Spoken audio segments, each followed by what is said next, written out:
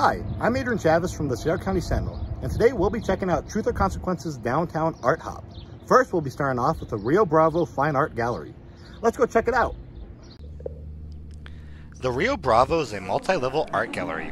At the entry floor was the Tondo Ritondo Circle Show, which will be displayed until August 15th. The show displayed art that was made on circle canvases or crafted in a circular shape. There are pieces from artists all across the state. The Sierra County Animal Rescue had some work on sale to raise money for their organization. Any money from the sale of these will go, all of it will go to Animal Rescue. On the second floor were other works of art that were not circular.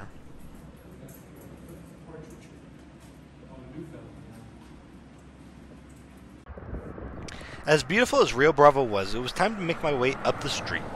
My next stop was Galactic Digs. Galactic Digs is owned by Corrine Farner and Annex.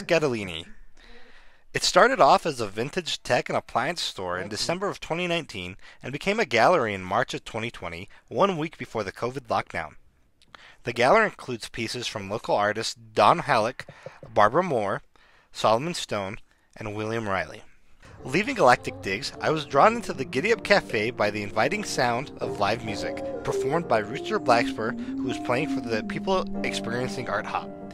I had the chance to sit down with Rooster, and she was able to tell me why she opened her business. It was kind of a community move, you know what I mean? Like, I did it because there was nothing open, and I didn't want to see my town dead. And I went out for Halloween, and there was nothing. And it was like, this can't continue. Somebody has to be open, you know? So I just started working on the building, and I was open by January. The Giddy Up Cafe is open on weekends 12 to 8 and serves a variety of homemade mac and cheeses. They also deliver to the TRC Brewery as well. Across the street was the Desert Arcade Gallery, which is owned by Reed Risch, Kyle Cunningham, and Jeannie Ortiz. The gallery is a way for these three artists to show off their own unique style of work. On a hot summer evening, many stop by the TRC Brewery for a cold drink and a good time. Right next to the brewery is the Annex TRC.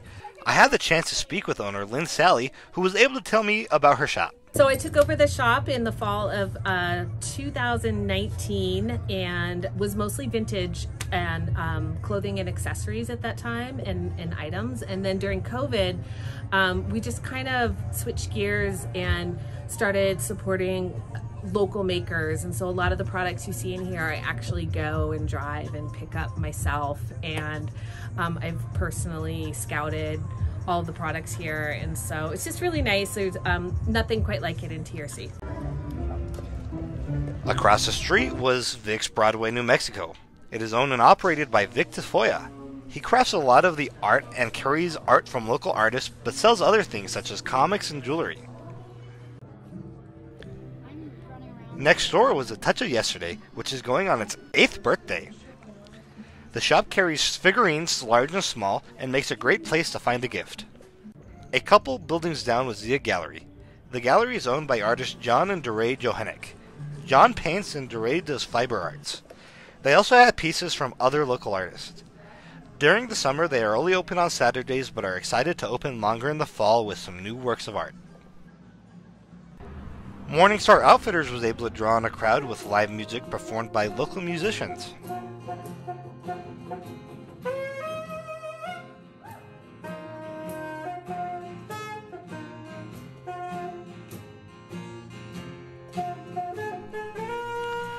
Back across the street was Destiny's Keto Kitchen, which offered people a chance to grab a bite indoors, or buy a piece of jewelry, or maybe a Kachina doll.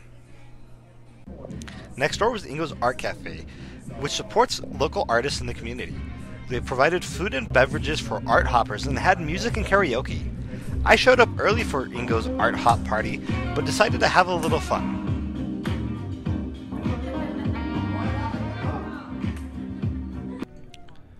My last stop on Broadway was Growing Independence.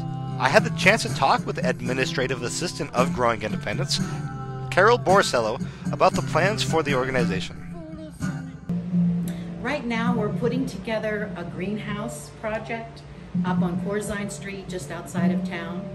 We've bought the property. We've had some wonderful donations. People have been very generous with us. And we've bought the land, the property, and by October we want to start putting up the greenhouse. We want to grow fresh organic vegetables for the town to have purchasing, not too expensive, because it's really just our cost to get it. And then we can have fresh organic greens all year round. Organic, our markets, sometimes I think our markets are the last stop on the food truck route. And we saw with COVID how we run out of things. So we figured, let's do homegrown and ensure some food security. After speaking with Carol, I walked over to Main Street to check out what was going on over there. The first shop I came across was Dust. Dust is owned and operated by Mo and Susan Koenig. It sells paintings and crafts done by local artists. Mo had a chance to tell me a little bit about each artist. The metal guy lives in Array. He works for the DOT. It's Adrian Martinez. And then the birds over there are Albuquerque artists. Travis Black. He's a full-time artist in Albuquerque. And then we have a knitter, a couple of knitters. One of them does lives in Santa Fe but has a house here. Stacy Brown also does the paintings there. And then an artist from Berlin that does that painting there. Myself, and then Judd as well that did some of the photography. And then my wife does all the jewelry and ceramics. Across the street was Joanna Long's The Light of the Soul Gallery, where she had live music, wine, and homemade chocolate for guests who came in to check out her various works of art.